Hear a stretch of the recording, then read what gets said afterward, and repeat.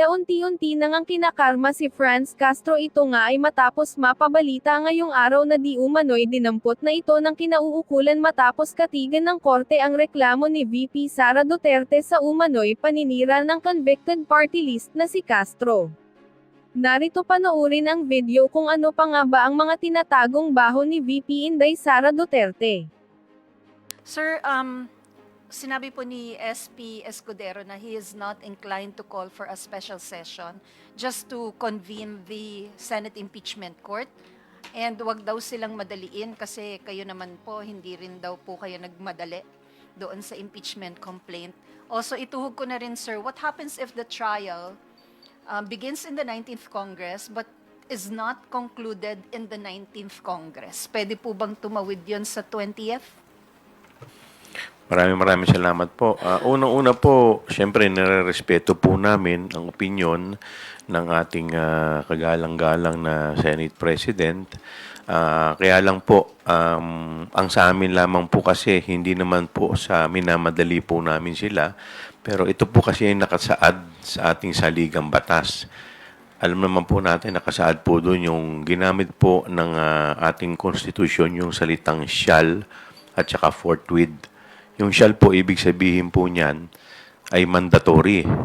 At yung forthwith po, ang ibig sabihin po niyan, immediately. Pero siyempre, respetuhin po natin kung ano po ang kanilang opinion dito. Insofar as, ano nga po yung pangalawang tanong? What happens po if the trial is not concluded in the 19th? Ako po kasi, dalawa po kasi ang school of thoughts dyan. Pero kami po, ang paniniwala ko po, ang Senate po is a continuing body. Kaya po, kahit po simulan ito sa 19th Congress, po pwede pa rin po itong ituloy sa 20th Congress. Sir, I understand nakapag-meet na po kayo preliminarily, yung prosecution team. Kung kanya-kanya pong pili ng articles, alin po yung gusto nyo? Well, hindi pa po namin napag-uusapan yan. Pero kasi dun sa Article 2 tsaka Article 3, ito po yung dumaan na sa committee ko. Kaya dito po tayo medyo familiar na po tayo sa dalawang articles na to. So if ever, sir, magpipilian yun po yung kukunin nyo 2 and 3? Kung yun po ang mapag-uusapan at kung ako po ibibigyan ng option, mas familiar na po ako sa 2 and 3. Opo. Sir, given the evidence na nakuha po ng committee ninyo dito sa House, are you confident that you will get a conviction in Articles 2 and 3? Well, unang-una po, gusto ko munang linawin, no?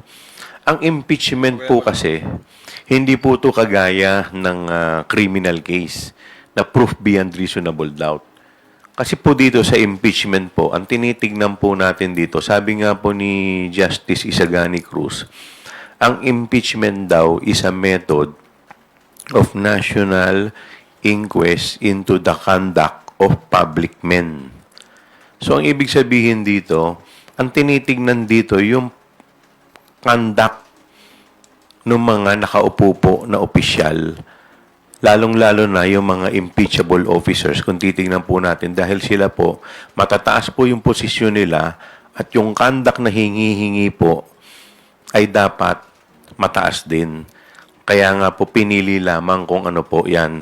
So, in any event, pag na-convict naman po, hindi naman po sila makukulong dito. Although, syempre, hindi naman po ibig sabihin nun, hindi na sila po pwedeng kasuhan. Kaya po sa akin pong paniniwala, based po dun sa mga nailatag po namin sa committee hearing, based din po sa mga napanood ng mga tao doon po sa yung live video kung saan po nag-threaten po siya sa ating Pangulo, sa First Lady, at saka sa Speaker of the House. Ako po naniniwala, malakas po ang ebidensya para po siya po ay ma-convict dito po sa impeachment. Thank you po, sir. Thank you for the second question of the day. Let us acknowledge Kenneth Basilio from Business World.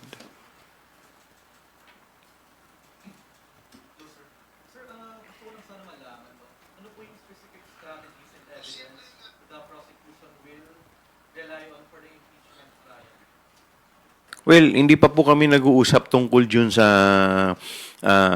specific strategies. Dahil unang-una, marami pong mga private law firm na nagvo-volunteer po na tumulong. So sasalain pa po muna namin kung ano po yung mga private na lawyers ang aming isasama po dito. So aantayin po muna natin to at syempre hihingan din natin sila ng kani-kanilang mga opinion.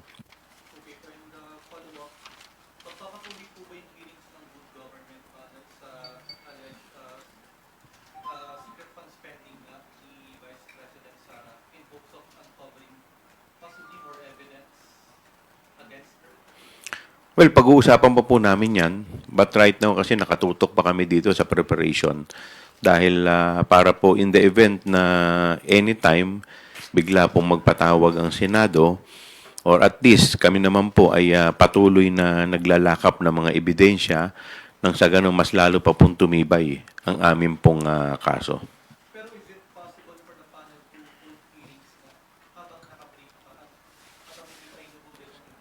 Pwede naman po. Hindi naman po kami barred from conducting committee hearings.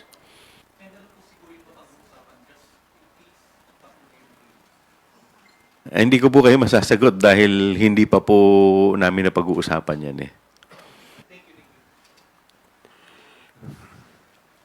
Kong Jude, you may want to react to the questions. Okay.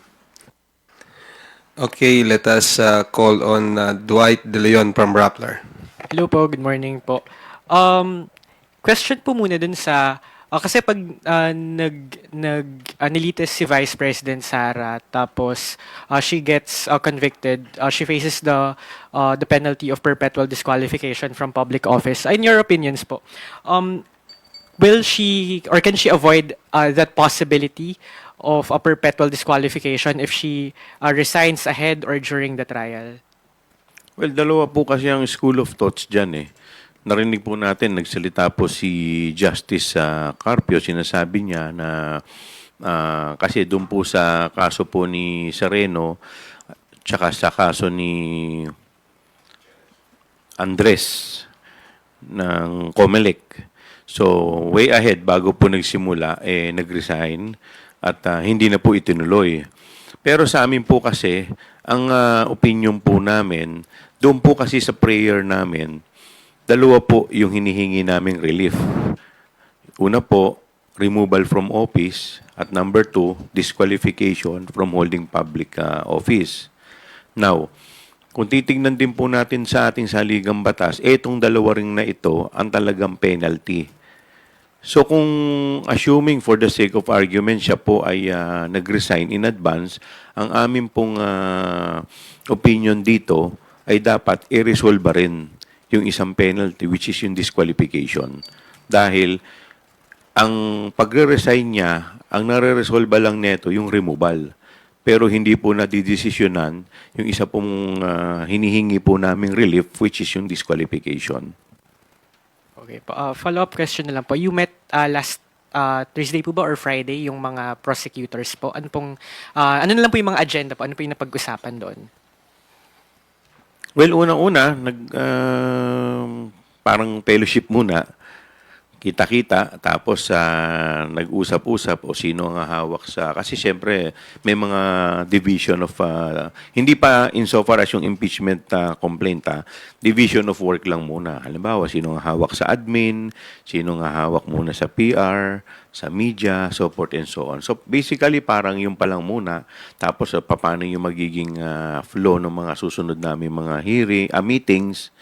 So, tapos yung mga possibilities po, mga legal arguments po na, yan, kagaya nga po niyan, yung tinatanong po ninyo, like for example, paano pag nag-resign? So, ano ang stand natin? So, siyempre, pinag-uusapan. Although kasi yung mga abogado, pag nagkita-kita yan, iba-iba rin ang opinion eh. So, isang batas, pero iba-iba ng interpretation. So, siyempre, lahat pinakikinggan muna namin at pinag-aaralan kung ano yung mga possible na mga legal issues na po pwede rin namin kaharapin. May private prosecutors na po ba? Isa po yan, napag-usapan po namin kasi marami mga nagvo-volunteer pero siguro sasalain muna namin ng maayos. And kay Kong Jude, napanood niyo po yung press conference ni Vice President Sara last Friday. Ano lang po yung reaction niyo doon sa mga sinabi niya doon sa press conference, undermining or downplaying the impeachment made by the House against her? Well, halata lang naman no na the press con was, for lack of a better word, it was staged to present na ang Vice Presidente ay hindi apektado sa mga issue ito. Pero the fact na ganun ang nangyari sa press con, klarong they're trying to divert the narrative and making sure that this is not affecting her in any way. Pero hindi naman ho ito issue kung hindi naman ito usapin na pwedeng ipasawang bahala na lang kasi ito po'y hindi lang usapin ng mga politiko.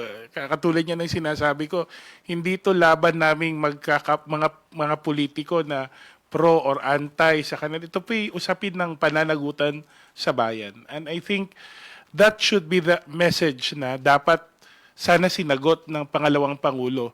In all of these accusations, ano bang level of accountability niya bilang pangalawang Pangulo ng ating bansa? Ano ba ang tugon niya dun sa mga ni-raise na mga accusations dun sa articles of impeachment? At hindi ho natin narinig yon. Pilit pong dinadoutplay, pilit iniiwasan, pilit pinapakita na ito lamang ay isang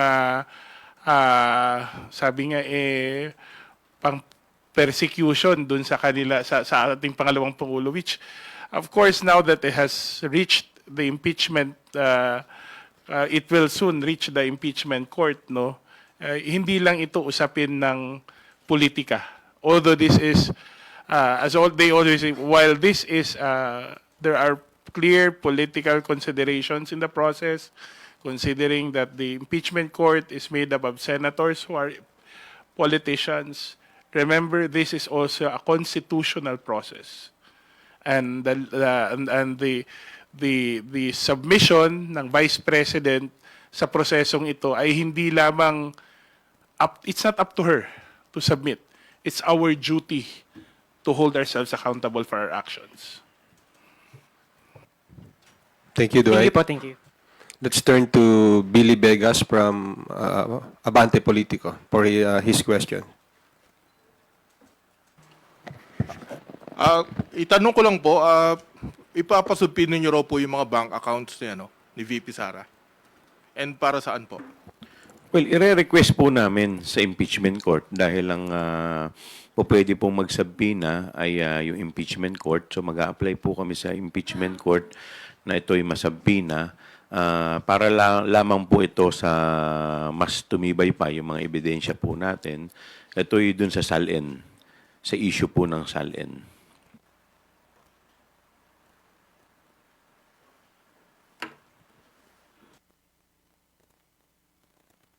Go ahead. Hihingi na rin po ako ng reaction dun sa pagpa-file ng complaint kay Speaker Romualdez et al. Kanina po. Well, malaya hong mag-file ng cases no ang ating etong petitioners natin kahit yung mga kasamahan natin sa Kongreso. At dahil ito na naging isang usaping legal, mas mabuti siguro na antayin natin kung ano yung mga paratang na nilagay nila doon sa petition nila. But kung ako ho ang tatanungin nyo, ito po'y klarong diversion lamang sa mga issues. Kasi kung iisipin mo, ang tagal na nilang pinag-uusapan yung budget, bakit ngayon na nila naisipan mag-file ng cases pagkatapos na i-transmit ang impeachment sa Senado. So clearly there is an effort to downplay the move of the House to transmit the impeachment to the Senate and also divert the attention ng ating mga taumbayan ukol sa totoong issue na dapat sagutin ng kabilang kampo.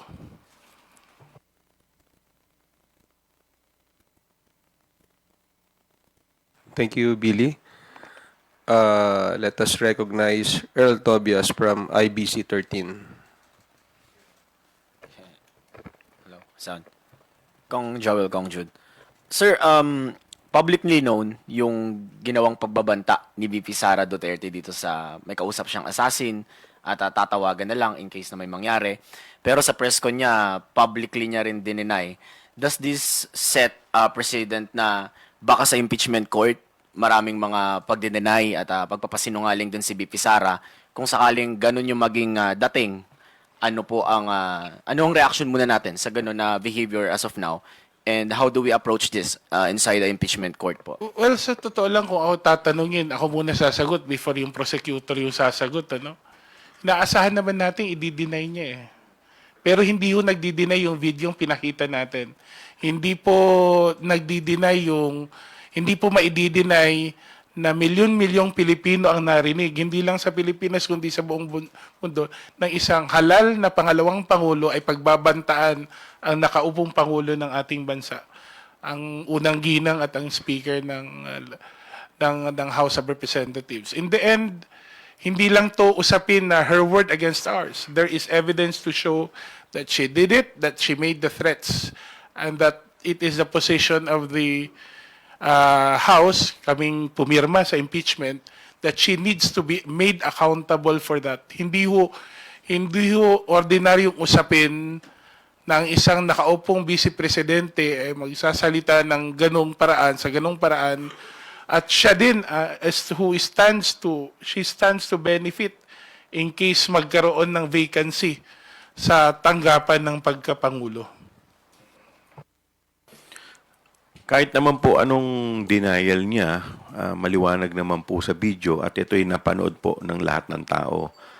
Meron po kaming kasabihan sa law, res ipsa loquitur. The thing speaks for itself. So hindi na naman siguro kailangan pang ipaliwanag yan. In fact, it has caused our country international embarrassment. Napahiya po yung bansa natin.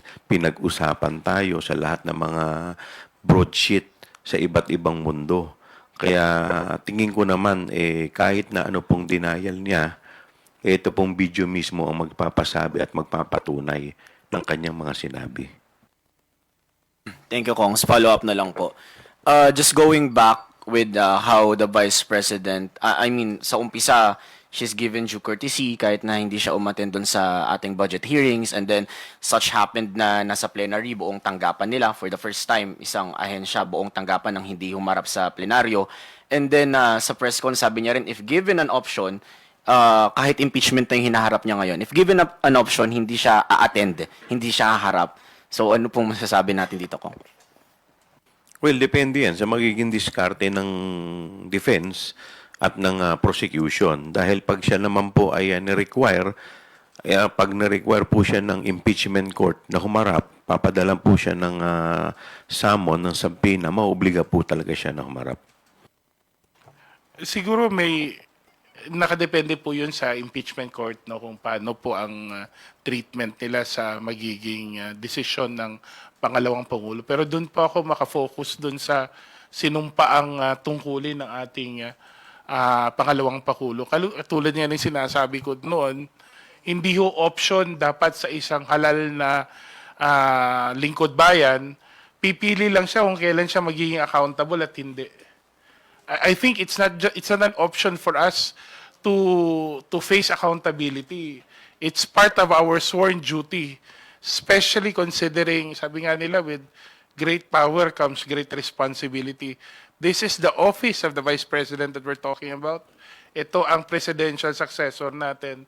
So, mas lalong dapat bigyan ng importansya ng pangalawang Pangulo. Kung hindi lang naman para sa sarili niya, para sa katungkulan na kanyang pinanghawakan sa ngayon. Okay po, last from my end na po. Reaction lang, sir, na some of the senators already expressed that they will assure fair trial with the impeachment case against BP Sara po. I think we expect nothing less than a fair trial. Well, nakalagay din naman po yan sa kanilang rules, no? Na expected din sila na dapat political neutrality. Dahil sila nga po yung tatayong huwes dito. Kaya yun din po ang inaasahan po namin na magkaroon po sila ng political neutrality. Thank you, Earl. Yanes Capanti from GMA Online. You have the floor, ma'am. Hi, good morning, sirs.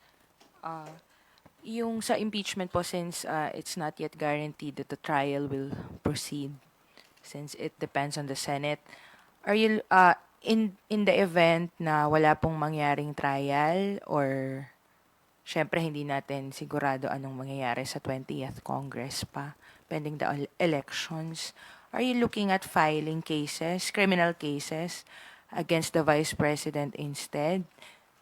Given that you believe that she committed high crimes, is that on the table? Because I believe yung mga cases na pumapasok yung mga allegations nyo, ang penalty po doon ay perpetual disqualification sa public office. Well, the reason why we filed impeachment is because ito po yung first step. We cannot file other cases to the Vice President unless and until ma-remove siya from office dahil yun lang po yung way. Hindi naman po siya agad po pwedeng diretsahan na mapailan ng ibang kaso other than impeachment. So after the impeachment, dun lamang siya po pwedeng mapailan ng ibang kaso. Ako, dagdag ko lang sa sinabi ni Kong Joel, no? I don't think there's a question whether a trial will continue or not. Kasi hindi ho naman up to the Senate kung magkakaroon ng trial o hindi. Kasi katulad niya sinasabi ko kanina, this is a constitutional process. At ang proseso ng konstitusyon, hindi ho nagbibigay ng leeway sa Senado kung aaksyonan nila o hindi ang articles of impeachment. I think ang problema ngayon, kung gagawin ba ito ngayong break or doon gagawin sa muling pagbubukas sa Hunyo ng ating Kongreso. In a case, no, although tayo, sabi nga ng sinabi ni Chair Joel, no, we're of the opinion that it should be done immediately based on the plain reading of the constitutional provision, plain language of the Constitution. Pero hindi naniniwala din naman tayo na ang Senado bilang continuing body, hindi ho katulad ng House, na ang House natatapos po kami every 3 years. Ang Senado tuloy-tuloy po yun. Ay nandun pa rin, buhay pa rin ang impeachment complaint at pwede pa rin ipagpatuloy ang impeachment trial even if masimulan ngayong 19th Congress. Wala hong the only way, sabi nga nila, the only way to end an impeachment court is for the court, impeachment case, is for the impeachment court to render a decision. Kahit magpalit ng senador, katulad sa korte, na tuloy-tuloy pa rin ang hearing, kahit na iba ho ang mga senador, sa korte na iba yung mga huwes, tuloy-tuloy pa rin, hindi ho natatapos. And this is a court of record, sabi nga nila. So lahat po ng pinag-usapan sa 19th Congress, magkakaroon ng parehong access ang mga magiging bagong senador sa 20th Congress para pag-aralin ng kaso. So I don't think it's a question kung matutuloy ang trial. Hindi. Matutuloy po ang trial. Hindi po option ng Senado kung itutuloy nila hindi. Ang tanong na lang itutuloy kailan. At tayo ay naniniwalang dapat kaagad simulan ng Senado ang preliminaries at least ng pagbubukas ng impeachment.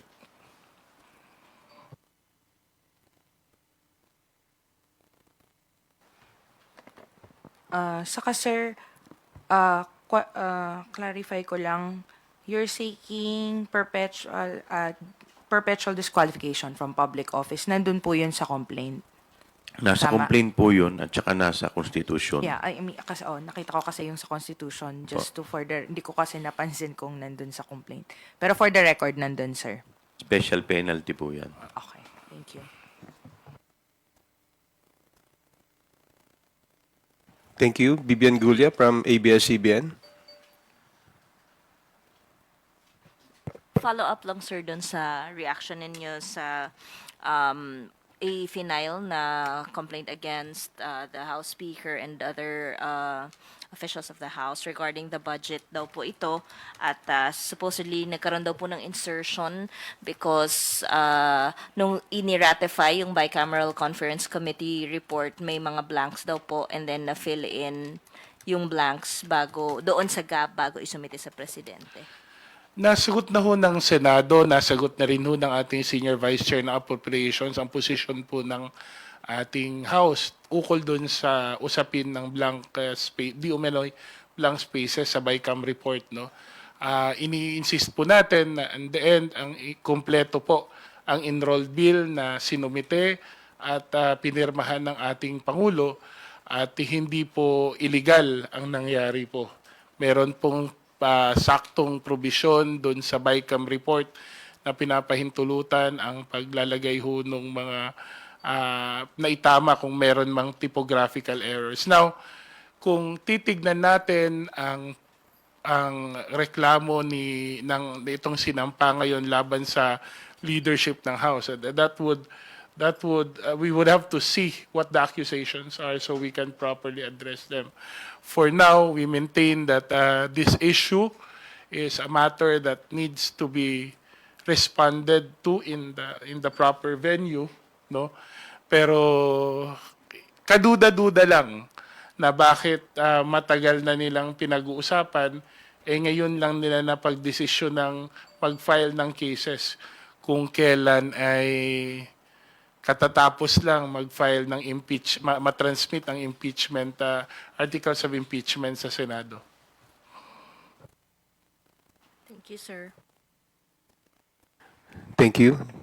Jelly Mendez from DWIZ. Sir, nagbigay na po ng pahayag si SP Escudero na pwede nang simulan yung articles of impeachment. Any update po sa prosecution team po? And inutos na rin ni SP Escudero sa kanyang mga kasamahan na reviewin itong rules of evidence and rules of procedures. Your side about this po? Well, ngayon ko lang po narinig yan, pero it's a welcome development on the part sa amin. So, sa amin naman po, mas maaga tong masimulan, mas maganda po para po sa amin.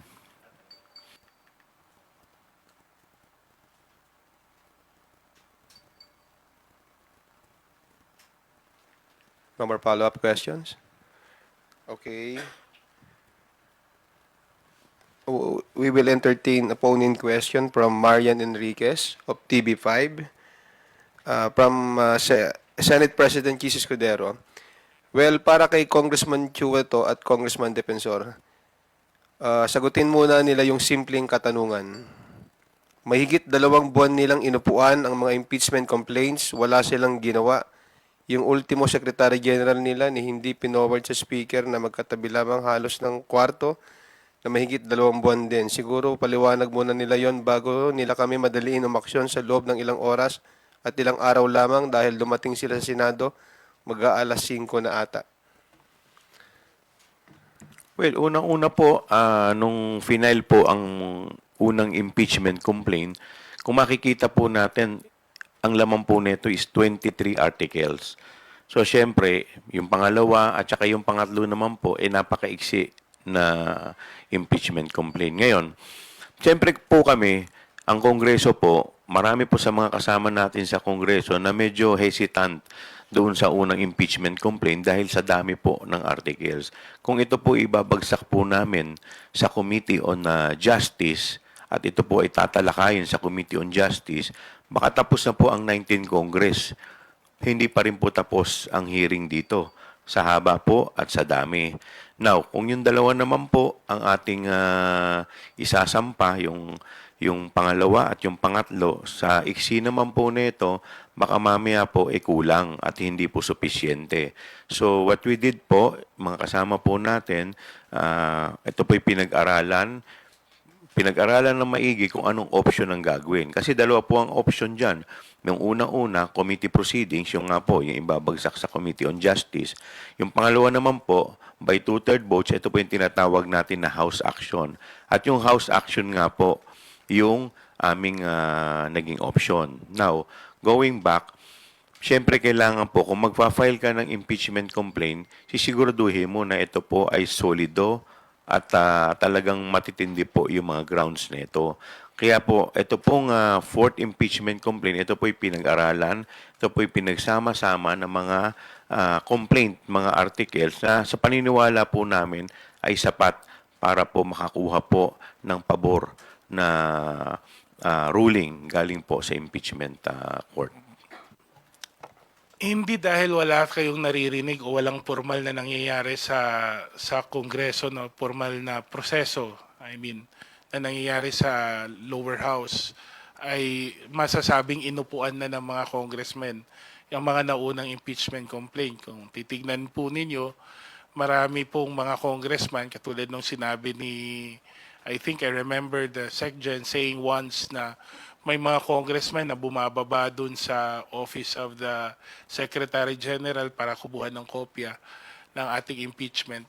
Sa totoo lang ho, mula nung first na impeachment ay nagkaroon na rin ng informal na pag-uusap ang mga congressman. Kasi alam naman namin na hindi ho namin pwedeng ipagwalang bahala lang. We have at a certain point, we knew we had to perform our constitutional duty of acting on the impeachment. So, hinanda ho namin individually, eventually yung paisa-isa namin, pakonti-konting grupo na usapin, ay nagkaroon na ho ng traction until we realized that this was the way to go.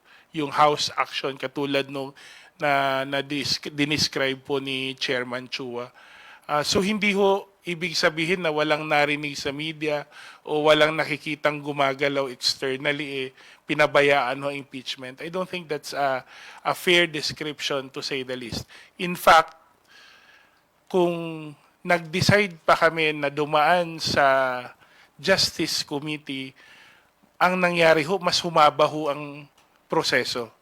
Kasi mas matagal po na usapin yon, yung determination ng form of substance. So, mas minabuti namin na magkaroon ng pang-apat na complaint building on the strengths of the first 3 impeachment complaints, at sa tingin ho namin, at base rin sa legal advice na nakukuha ng ating mga congressmen, pinagsama mga legal teams na bumalangkas ng fourth impeachment, ito po ay isang matibay na kaso na hinain po sa Senado.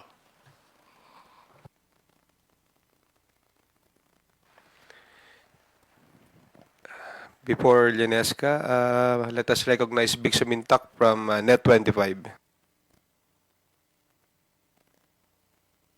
Chairman Chua, clarification lang kasi doon sa paniniwala po ninyo na yung impeachment trial kay Vice President kung magpupurso by resumption on June 2 at tatawid siya ng 20th Congress. Miwino, legal pa ba yung article of impeachment? Dahil yung article of impeachment ay binuo ng 19th Congress. The House of Representatives is not a continuing body, unlike sa Senate na continuing body siya. So, valid pa rin po ba yung article of impeachment na tumawid ng 20th Congress? Opo, kaya nga po ito po'y tinapos namin at i-final dahil ito po ang bola po nasa Senate na, at yung Senate po pwede na po nilang i-hear ito base po doon sa articles of impeachment na aming final. Alam po ninyo sa Amerika po, nangyayari po yan, nakakaapat na rin po yata, kung saan sa ibang Congress pinail yung impeachment, sa next Congress doon tinray yung impeachment. So ito po hindi naman bago. Nangyari na rin po ito sa Amerika. Dadagdag ko lang, yun yung nangyari kay Bill Clinton. Si Bill Clinton po, dating Pangulo ng Estados Unidos, ay na-impeach noong 105th Congress. Tapos ang trial niyo po nangyari noong 106th Congress, Senado ng 106th Congress. So, katulad ng sinabi ni Chairman Chua, the Constitution actually makes a distinction between the legislative and legislative functions of Congress. At ito pong ating impeachment power ay kasama po to sa non-legislative. At ang aming school of thought po is ang non-legislative functions ay hindi po bound ng mga tinatawag nating temporal iterations ng Kongreso. Ito kung yung first, second to 18, 19 Congress. Klaro po yung konstitusyon. The House has the exclusive right to impeach. The Senate has the sole power to try and hear cases of impeachment. So, ngayon na nasa Senado na po ang articles of impeachment, yung pa incumbent na on the Senate to try and decide on the case. Thank you, Vic. Lines Capanti from GMA Online. Sir, habol lang, since you are looking at asking for subpoena dun sa bank records, would you say na what happened during the Corona trial is, kumbaga, is that the Senate should be inclined to grant that subpoena given what happened during the Corona trial kasi nasubpoena yung AMLAC records, I believe, during the trial. So sa tingin niyo po ba grounded yung inyong request for the financial for the bank records given yung That is the call of the Senate, of the Senate President. Sa amin naman po, gagawin lang namin yung mga sa tingin namin ay tama based on legal at ito naman po talaga ginagawa naman po hindi lamang po sa impeachment maski naman po sa mga regular court kasi ang impeachment po ang isa lamang po sa mga exemption sa bank secrecy law.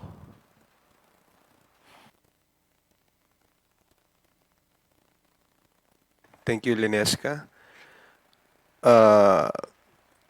Willie Delgado from Radio 630. You're recognized. Susugan ko lang ho yung naging tanong ni Vic at sabi niyo nga, Attorney Joel, may kanya-kanyang interpretasyon ng mga abogado.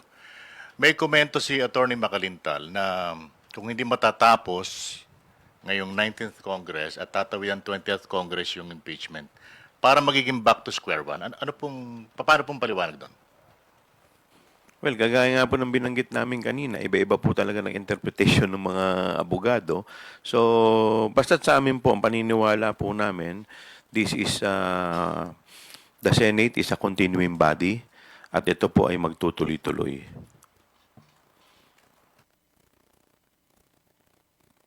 I think sa base sa naunang mga interview ng Senate President, no, I think has insisted on this, that the Senate is a continuing body and that the non-legislative functions of Congress are not limited by the end of the 19th Congress, moving towards the 20th Congress. So, Attorney Macalintal is free to express his opinion, but I think the growing consensus is that the trial can continue up to the 20th Congress. Thank you, Willie. If there are no further questions from our media friends, may I request our honorable House leaders to give their short closing remarks, if there are any. So una sa lahat, maraming salamat sa inyong mga katanungan kay Kong Joel. Etong impeachment po ay hindi po ito laban ng mga politiko. Hindi po ito laban ng mga pro-Duterte at anti-Duterte na mga politiko o mga kampo. Ito po'y laban para sa pananagutan. Ito po'y laban para sa katotohanan at katarungan. Kung titignan po natin ang sinasaad sa ating saligang batas, ang isang impeachment ay hindi ho para i-convict or sabihin na lang natin, i-prosecute yung isang tao dahil sa kanyang ginawa, kundi ito'y isang pamamaraan para ipagtanggol ang Estado to protect the states from mga leader na pwedeng gamitin ang kanilang kapangyarihan o katungkulan sa kanilang personal na advantage. And that's what we're trying to do here. We're trying to protect the state. We're trying to save the Philippines. Hindi po ito laban sa isang politiko. Ito po ay laban ng bayan para sa pananagutan na dapat kaming mga lingkod bayan ay handang gawin o handang harapin kasi kasama po yun sa aming sinumpaang tungkulin. Maraming salamat po.